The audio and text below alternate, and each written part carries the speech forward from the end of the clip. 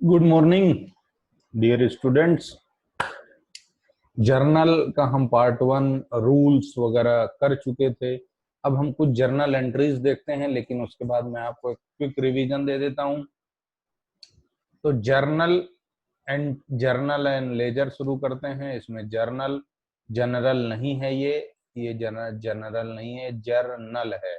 Journal entry यानी हिंदी में कहा जाता है इसको लेखा प्रविष्टि। जर्नल मतलब रिकॉर्ड करना। तो सिस्टमैटिक रिकॉर्ड मेंटेन करने के लिए हम जर्नल एंट्री बनाते हैं। इसके लिए रूल्स हैं, अप्रोचेस हैं, जो दो पार्ट में डिवाइड किया गया है। एक ट्रेडिशनल है और एक मॉडर्न है।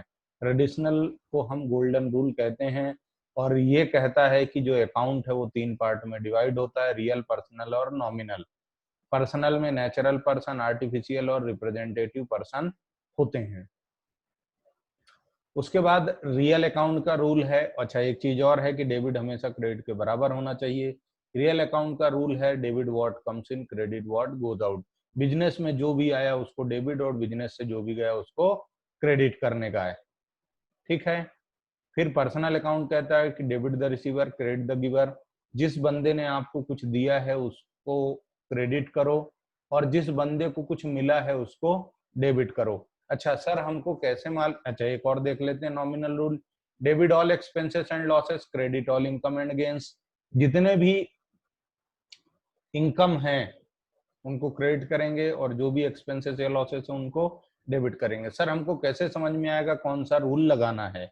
इसके लिए एक बार ट्रेडिंग पेंडल बैलेंस शीट का फॉर्मेट का वीडियो मैं अपलोड कर दूंगा। अदरवाइज आप उसको कहीं से बुक में आपके फॉर्मेट बना होगा, आप उससे देख लीजिए। और हम इतना बेसिक पढ़ चुके हैं कि हमको ये समझ में आ जाएगा कि क्या कौन सी चीज क्या है। अब बात करते हैं आगे। हमें यह ध्यान रखना है कि at a single transaction always two accounts are affected.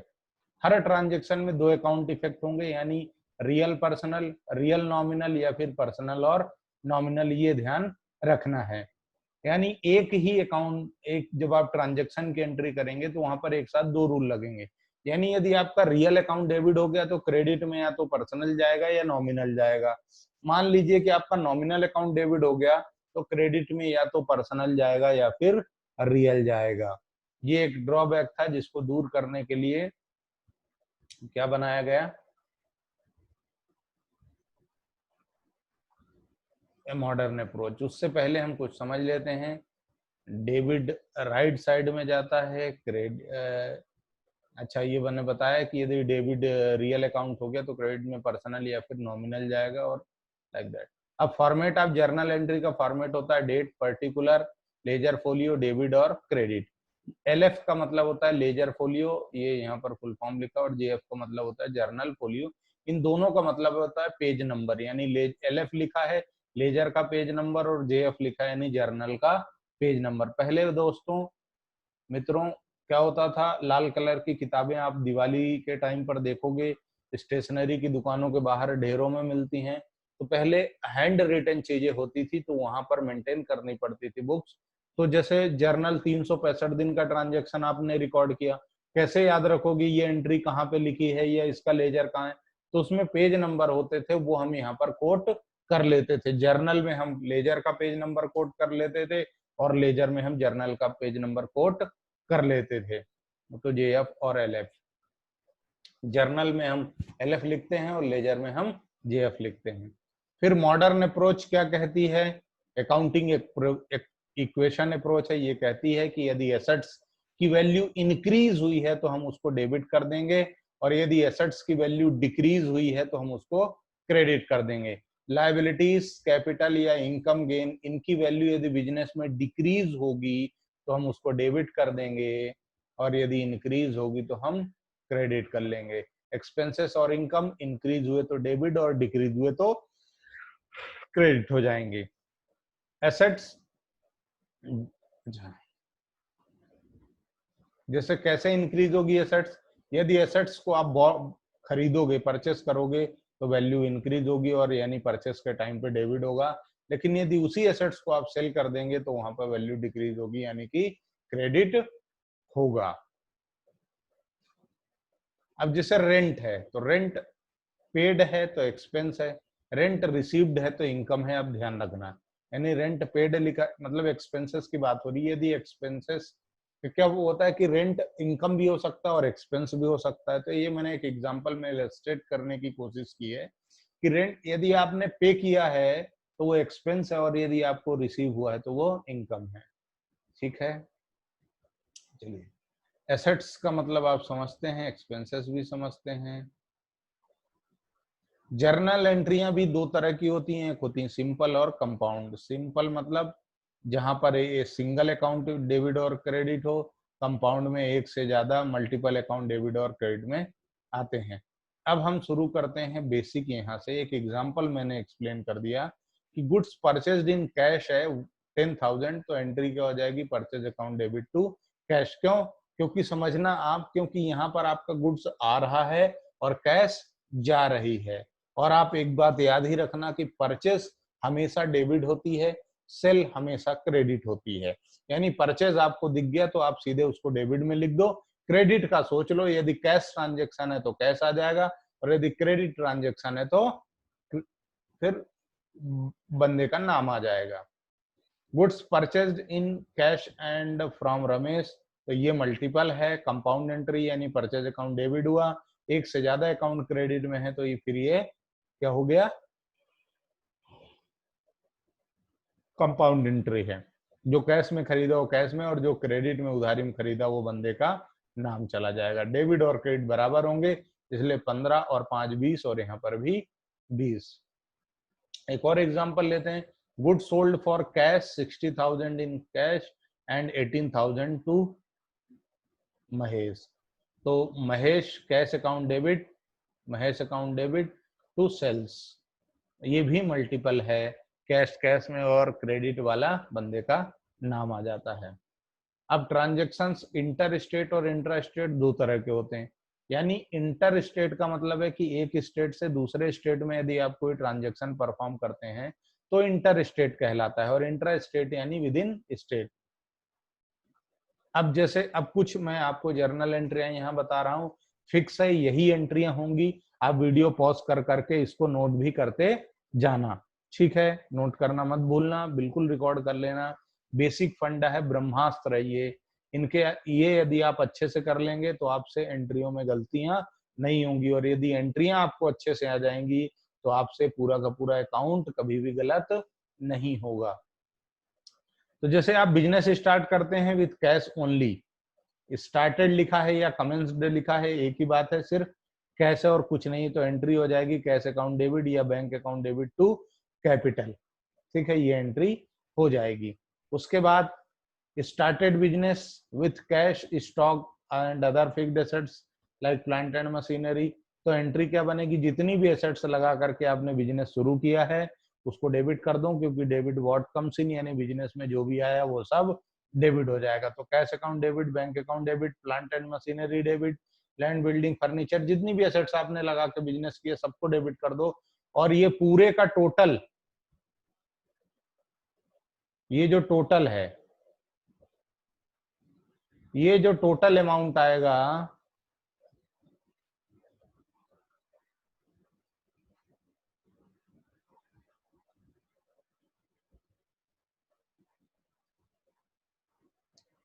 ये जो टोटल अमाउंट आएगा वो यहाँ पर लिख देंगे, तभी डेबिट और क्रेडिट बराबर होगा, ये ध्यान रखना। ठीक है, ये डेबिट और क्रेडिट इक्वल होना चाहिए हमेशा। वो लाइन खींची इसलिए कट है, और वो इक्वल का निशान है, बराबर। तो अब आप ये ध्यान रखना।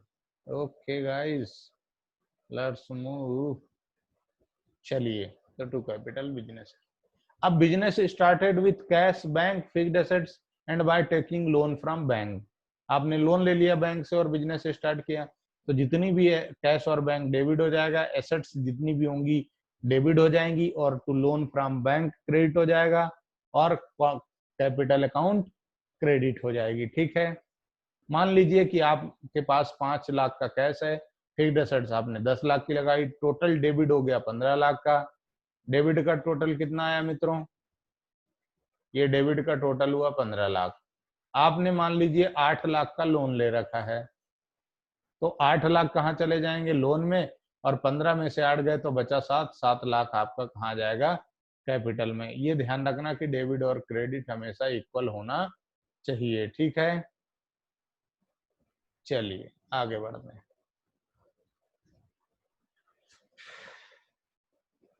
अब फिक्स्ड एसेट्स यदि आप परचेस करते हैं, परचेज या एक्वायर करते हैं या बॉट करते हैं, तो व्हेन फिक्स्ड एसेट्स परचेज्ड और एक्वायर्ड, तो इन कैश चेक से खरीदा है तो ये फंडा लगेगा। ओनली रियल अकाउंट है, fixed assets account debit, cash या चेक से है तो बैंक, और नॉर्मल है तो कैश। वैसे भी 10,000 से बड़ा अमाउंट है तो आप बैंक लिख सकते हैं।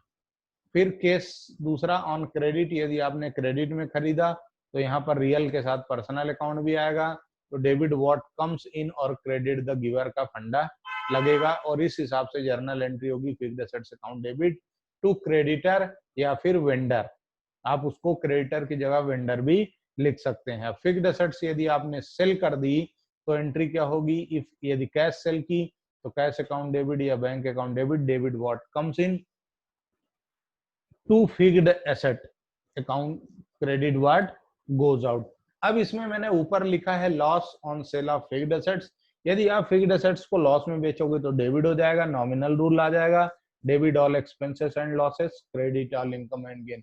यानी यदि आपने प्रॉफिट में बेचा है तो उसको क्रेडिट कर देंगे। अच्छा, इनका कैलकुलेशन कैसे होगा, यहाँ पर मैंने लिख दिया कि नॉमिनल रूल इन दोनों उंगलियों पे लगेगा, स्टार भी बना दिया।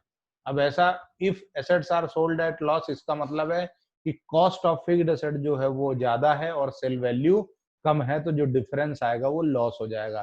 प्रॉफिट कब होगा, जब सेल वैल्यू ज्यादा है और कॉस्ट कम है, तो वहां पर जो डिफरेंस आएगा वो प्रॉफिट हो जाएगा। एक चीज होती है डिप्रिसिएशन, मींस गिसावट यानी वियर एंड टियर कॉस्ट। इसका मतलब है कि फिक्स्ड एसेट्स की वैल्यू कम हो गई, उसकी वजह क्या, फिक्स्ड एसेट्स की वैल्यू कम होने की वजह क्या है, तो efflux of time, uses of fixed assets, accident या ऑब्सोलेंस। ये 4 वजह से यदि फिक्स्ड एसेट्स की वैल्यू कम होती है तो हम उसको डिप्रिसिएशन बोलते हैं। और डिप्रिसिएशन एक एक्सपेंस है, इसके लिए एंट्री होगी depreciation account debit to fixed assets account respective. मतलब प्लांट एंड मशीनरी पे लगाया तो यहाँ प्लांट एंड मशीनरी लिखोगे, बिल्डिंग पे लगाया तो यहाँ बिल्डिंग लिखोगे, लाइक दैट। लैंड पर कभी भी डिप्रिसिएशन नहीं लगता। अब हम बात करते हैं परचेज ऑफ गुड्स की। तो परचेज ऑफ गुड्स में if goods purchased in cash है, यदि आपने कैश में गुड्स खरीदा तो इसके लिए एंट्री करेंगे purchase account debit to cash. एंट्रियां फिक्स रहती हैं, सिर्फ इनके अमाउंट बदल जाते हैं। गुड्स यदि आपने क्रेडिट में खरीदा तो purchase account debit to creditor. आपने ध्यान रखना कि परचेज हमेशा क्या होती है मेरे प्यारे बच्चों, डेबिट ही होती है। फिर आया पेमेंट मेड टू क्रेडिटर, यदि आप क्रेडिटर को पेमेंट देंगे विदाउट डिस्काउंट तो creditor account debit to cash या बैंक अकाउंट। यदि डिस्काउंट में दिया तो डिस्काउंट हमारे लिए इनकम हो जाएगी, और creditor account debit to cash to discount, ये एंट्री बनेगी। जैसे एक एग्जांपल हम समझते हैं, गुड्स परचेज्ड या बॉट एक्वायर्ड, कुछ भी लिखा है तो इनका मतलब परचेज है। परचेज लिखा है, बॉट लिखा है, एक्वायर्ड लिखा है, तो इसका मतलब क्या है कि गुड्स हमने परचेज किए हैं। अब इसमें क्या आएगा, कैश में खरीदा 5,000 और रमेश से खरीदा 20,000। अमाउंट पेड टू रमेश, ये मतलब पहला ट्रांजेक्शन, दूसरा, तीसरा और चौथा। अमाउंट पेड टू रमेश, बस इतना ही लिखा है और कुछ भी नहीं लिखा, तो इसका मतलब है कि रमेश को हमने पूरा पैसा दे दिया होगा। फिर if paid to Ramesh 19,500 only in full settlement, full settlement जब भी लिख देगा तो वहां पर 100% क्या आएगा मित्रों, डिस्काउंट। समझते हैं, पहला cash purchase account debit to cash 5,000, फिर दूसरा रमेश से खरीदा तो परचेज टू रमेश 20,000, फिर रमेश को हमने पेमेंट कर दिया तो Ramesh to debit the receiver, और क्रेडिट व्हाट गोज आउट का फंडा लगा दिया। चौथे एंट्री में डिस्काउंट था तो रमेश पूरा 20,000 से, क्योंकि फुल सेटलमेंट है। कैश आपने सिर्फ 19,500 दी और डिस्काउंट आपको 500 का मिल गया, इनकम मान के क्रेडिट हो जाएगा। परचेज रिटर्न है यदि, तो creditor account debit to purchase return account credit हो जाएगा। उसके बाद हम डिस्काउंट की बात करें तो डिक्रीज इन प्राइस और वैल्यू का मतलब होता है डिस्काउंट। अब डिस्काउंट दो तरह का होता है, कैश डिस्काउंट और ट्रेड डिस्काउंट। पहले हम बात करते हैं ट्रेड की, तो ये बिजनेस का ट्रेडेशन होता है, सेल और परचेस के टाइम पर अलाउ किया जाता है। बुक्स में हम इसको रिकॉर्ड नहीं करते हैं, बेसिकली सेल को बढ़ाने के लिए किया जाता है, ठीक है, और सिर्फ कैलकुलेशन में काम आता है, इसकी जर्नल एंट्री नहीं होती। फिर हम कैश डिस्काउंट की बात करते हैं तो ये अर्ली रिकवरी के लिए किया जाता है कि ताकि हमारा रिकवरी जल्दी हो जाए। उसके बाद ये अलाउ करते हैं हम कैश पेमेंट या कैश रिसीव्ड के टाइम पर। बुक्स ऑफ अकाउंट्स में इसकी एंट्री होती है जैसे हमने पिछले ट्रांजेक्शन में किया। और क्यों दिया जाता है? ताकि जल्दी रिकवरी हो जाए। अब एक हम और देखते हैं question. Goods purchased from Mahesh for 20,000 he allowed 10% trade discount. तो अब क्या होगा? सबसे पहले आप इसका वर्किंग नोट देखें कि वैल्यू है आपकी 20,000 की, उसमें से ट्रेड डिस्काउंट 10% माइनस हो गया। अब कितना आया? नेट परचेस अमाउंट कितना आ गया? 50,000, सॉरी 18,000। तो एंट्री क्या बनेगी? Purchase account debit to Mahesh account 18,000। 18,000 ध्यान रखना 20,000 ट्रांजेक्शन वैल्यू है, उसका 10% माइनस हो गया, तो जो बैलेंस बचा सिर्फ उसकी एंट्री होगी। तो डिस्काउंट, ट्रेड डिस्काउंट की एंट्री नहीं होगी। फिर दूसरा example, Rakesh purchase goods worth ₹5,000 10% trade discount.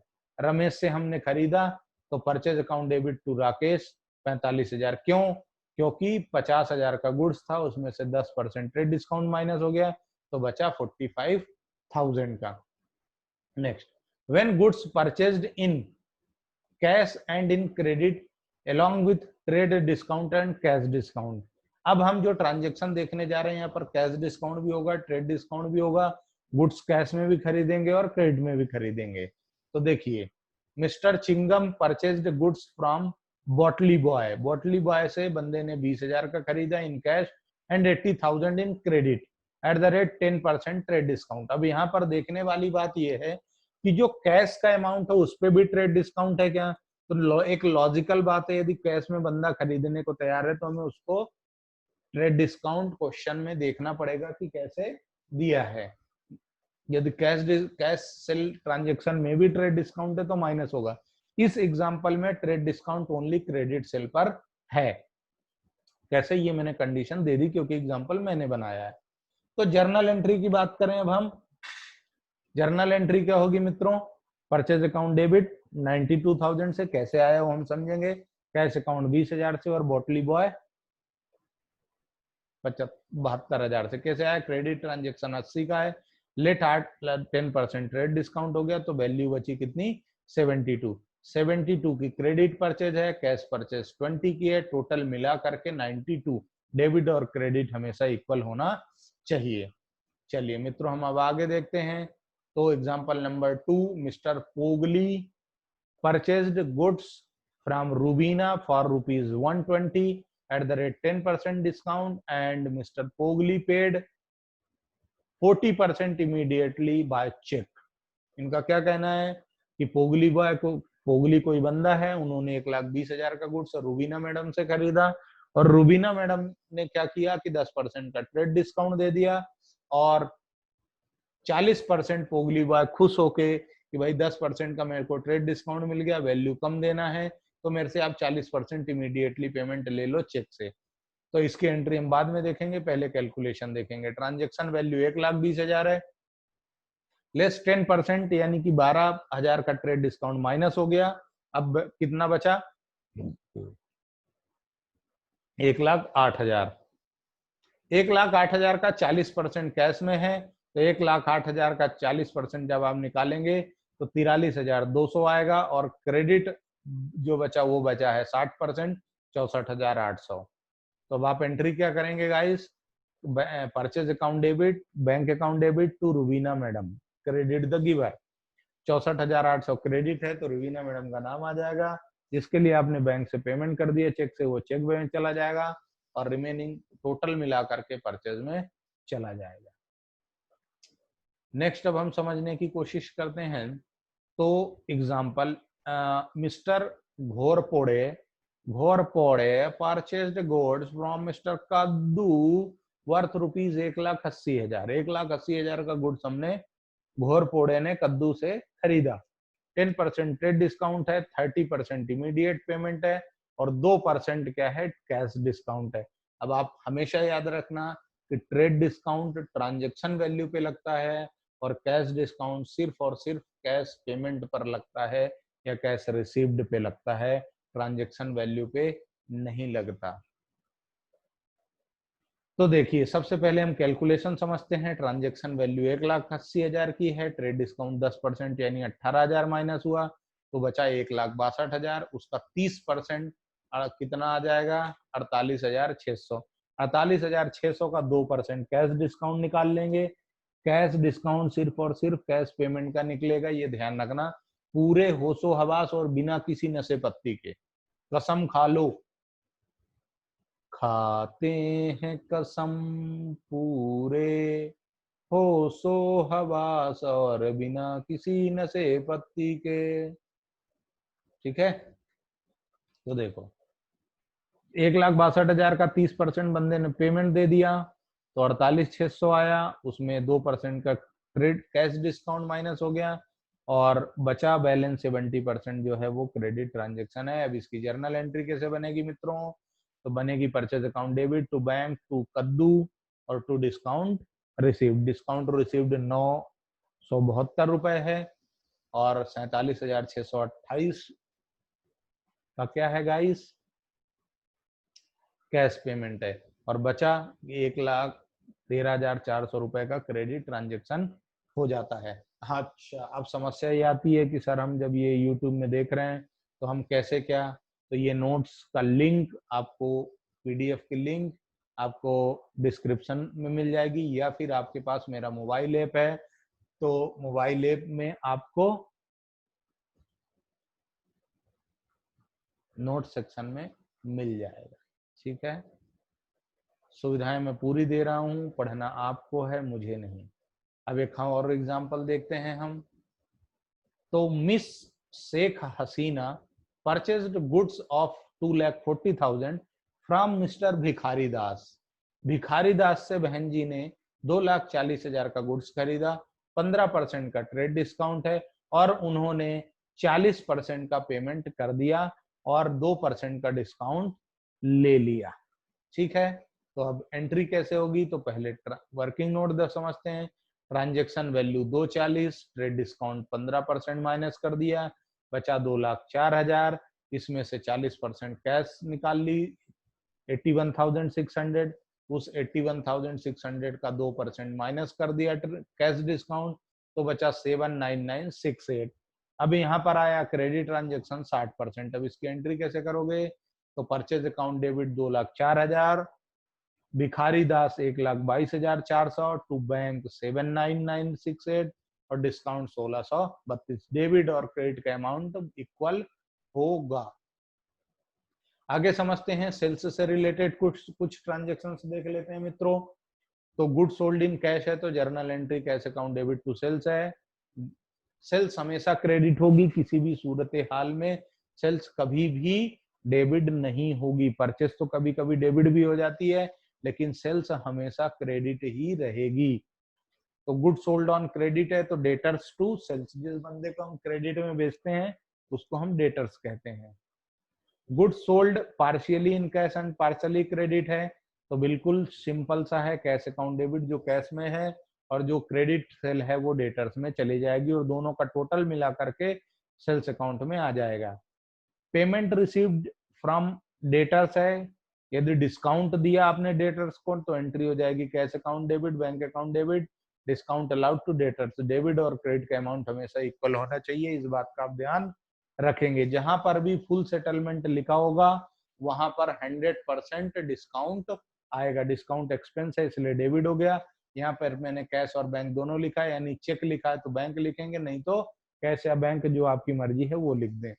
If debtors become insolvent that is bad debt है तो बैड डेट का एंट्री होगा कैश अकाउंट या bank account debit, bad debt account debit to debtors total value, यानी जो डेटर से मान लो 10,000 लेना था उस 10,000 में से 40% रिकवर हो गया, यानी कि 4,000 तो जो रिकवर हो जाएगा वो कैश बैंक में चला जाएगा, जो रिकवर नहीं होगा वो बैड डेट में डेबिट हो जाएगा। सेल्स रिटर्न है यदि तो sales return account debit to debtors entry हो जाएगी। एक्सपेंसेस यदि आप पे करते हैं तो या इनकम रिसीव करते हैं तो आप हमेशा नॉमिनल रूल का यूज करेंगे, debit all expenses and losses, credit all income and gain x. ये आपने एक्सपेंसेस पे किया तो सारे एक्सपेंसेस डेबिट हो जाएंगे, कैश या बैंक आपका क्रेडिट हो जाएगा। फिर आउटस्टैंडिंग यदि एक्सपेंसेस है मतलब expenses due but not paid आपने काम करा लिया पर पैसे नहीं दिए हैं नालायकों, तो दो ना। Expenses account debit to outstanding expenses. जैसे मान लीजिए आपकी सैलरी है, तो यहाँ पर आ जाएगा salary account debit to outstanding salary. Wages है तो wages account debit to outstanding wages, like that entry आपकी हो जाएगी। आगे बढ़ते हैं, इनकम के लिए कैश या bank account debit to income. Income यदि एक्रूड है, मतलब ड्यू नॉट रिसीव्ड है, तो क्या है, एक्रूड इनकम टू इनकम। मान लो कमीशन आपको मिलना था पर अभी मिला नहीं है, तो एक्रूड कमीशन अकाउंट डेबिट हो जाएगा टू कमीशन एंट्री हो जाएगी। या फिर इंटरेस्ट आपका ड्यू हो गया, जैसे एफडी, फिक्स डिपॉजिट में हर साल आपको ब्याज मिलता है, बट आपको मिलता तब है जब एफडी मैच्योर होती है। अब आपने 5 साल ब्याज कमाया, उसमें मान लीजिए 5 साल की एफडी है, तो 5 साल तक आप एंट्री इंटरेस्ट के लिए क्या करते रहेंगे, accrued interest on FD to income FD interest. ठीक है। फिर प्रीपेड एक्सपेंसेस है, मतलब पेड इन एडवांस है, तो प्रीपेड एक्सपेंसेस टू कैश या बैंक, ये करंट ईयर में करेंगे, जिस साल पेमेंट करेंगे, और जिस साल ड्यू होगा उस साल आप एंट्री करेंगे एक्सपेंसेस टू प्रीपेड एक्सपेंसेस। अब आपको पेमेंट देने की जरूरत नहीं पड़ेगी। फिर इंटरेस्ट ऑन ड्राइंग है, तो फिक्स है, एंट्री यही होगी, capital account debit to interest on drawing account. Fix है, इंटरेस्ट ऑन कैपिटल है, तो interest on capital to capital एंट्रियां यही होंगी। बहुत अच्छे से ध्यान रखना, और इनको आप वीडियो पॉज करके नोट भी कर लेना। बैड डेट यदि आपका रिकवर होता है, जो आपने पहले राइट ऑफ कर दिया था, तो कैश अकाउंट डेबिट या bank account debit to bad debt recovered ही एंट्री करेंगे।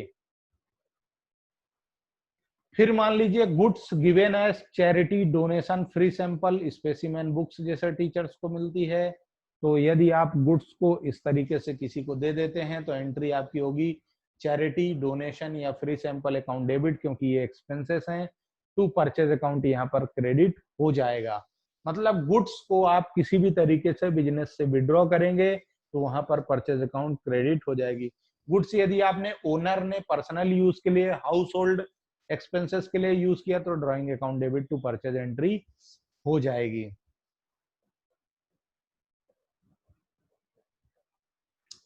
फिर यदि हाउस होल्ड एक्सपेंसेस है, cash withdrawn by owner for personal use household, तो drawing account debit to cash या बैंक। मतलब यदि आप गुड्स निकालेंगे तो परचेज क्रेडिट हो जाएगी, ड्राइंग डेबिट, और यदि आप कैश विड्रॉ करेंगे तो ड्राइंग डेबिट होगी और कैश या बैंक क्रेडिट हो जाएगा। लॉस ऑफ स्टॉक है, लॉस ऑफ स्टॉक है, जैसे आग लग गई, भूकंप आ गया, बाढ़ आ गई, चोरी हो गया, है ना, पिलफ्रेज कहीं लिखा आ जाए, और कोई अदर कैलामिटीज है, तो आप एंट्री करेंगे लॉस ऑफ स्टॉक बाय, जिस भी वजह से, फायर, थेफ्ट, चोरी, लाइक दैट, जो भी है, पिलफ्रेज यहाँ पर लिख देंगे और टू परचेज अकाउंट क्रेडिट कर देंगे। अब जैसे ये क्वेश्चन समझते हैं मित्रों, पूरा क्वेश्चन ध्यान से पढ़िए, आपके सामने है।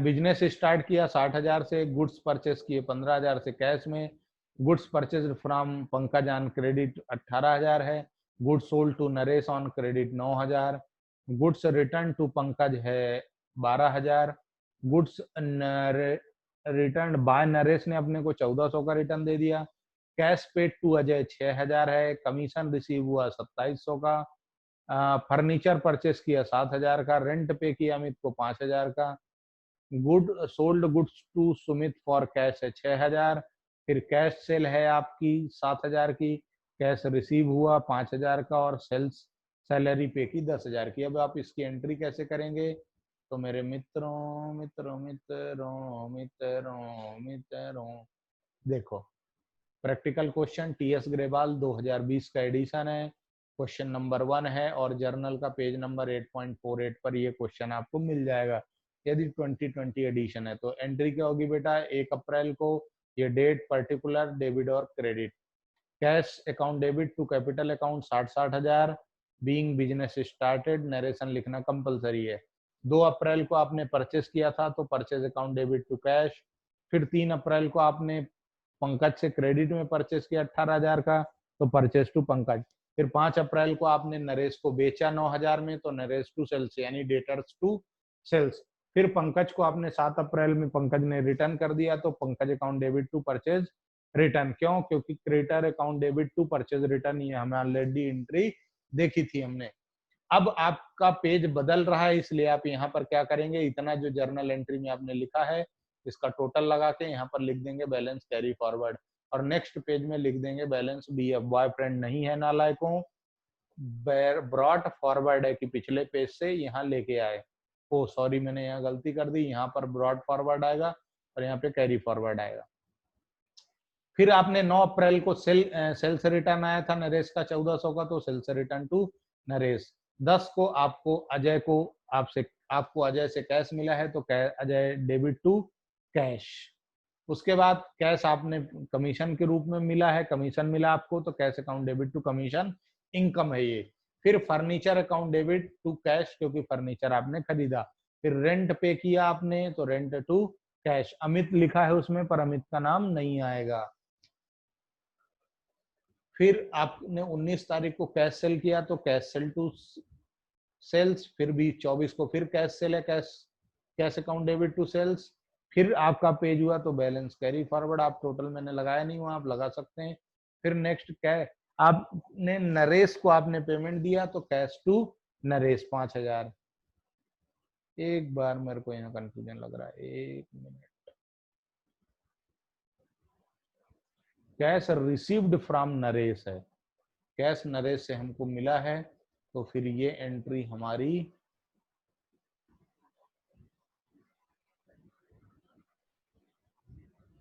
गलत है क्या? नहीं, कैश टू नरेश बिल्कुल सही है। Debit what comes in credit the giver, Naresh ने पैसा दिया तो क्रेडिट, और बिजनेस में कैश आई तो डेबिट। फिर सैलरी दिया, सैलरी एक एक्सपेंस है, आंख बंद करके सारे एक्सपेंसेस डेबिट कर दो, कैश या बैंक क्रेडिट कर दो। तो इस तरीके से ये क्वेश्चन आपका कंप्लीट होता है, और आज हम इस लेक्चर को भी यहाँ कंप्लीट करते हैं। आगे के लेक्चर हम और अपलोड करके डालते रहेंगे। Thank you very much. Channel को सब्सक्राइब कर लें, अपने फ्रेंड सर्कल में भी शेयर करें। Keep supporting, keep liking and subscribing, क्योंकि आप जब लाइक या सब्सक्राइब करते हैं तो हमारा भी मोटिवेशन बढ़ता है, हम भी और वीडियो बनाने की कोशिश करते हैं। Thank you very much guys.